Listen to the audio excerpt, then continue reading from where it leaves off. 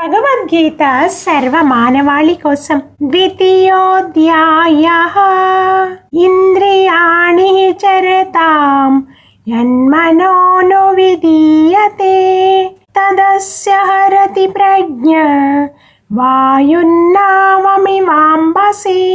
ఎలాగైతే బలమైన గాలి నీటిలో నావను దాని దిశ నుండి పక్కకు నెట్టివేస్తుందో, ఏ ఒక్క ఇంద్రియము పైన కానీ మనసు కేంద్రీకృతమైనచో అది బుద్ధిని హరించి వేస్తుంది. కఠోపనిషత్ ఇలా పేర్కొంటుంది: భగవంతుడు 5 ఇంద్రియములను బహిర్ముఖంగా తయారు చేశాడు.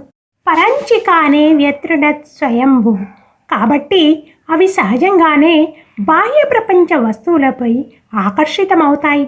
వాటిలో ఏ ఒక్క దాని మీద మనసు ఆకర్షితమైన దానికి మనస్సును తప్పుత్రోవ పట్టించే శక్తి ఉంటుంది.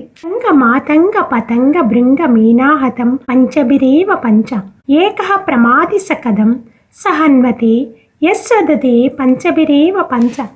జింకలు తీయని స్వరములకు ఆకర్షితమవుతాయి. వేటగాడు మధురమైన సంగీతముతో వాటిని ఆకర్షించి సంహరిస్తాడు. తేనెటీగలకు సుగంధంపై మమకారం.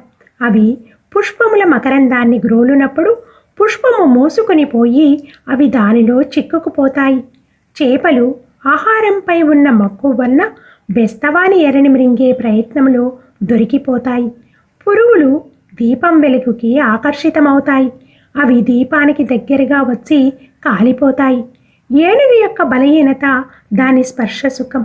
వేటగాడి దీనిని వాడుకొని ఆడ ఏనుగుని ఎరలాగా వాడి మగ ఏనుగుని గుంతలోనికి దింపుతాడు.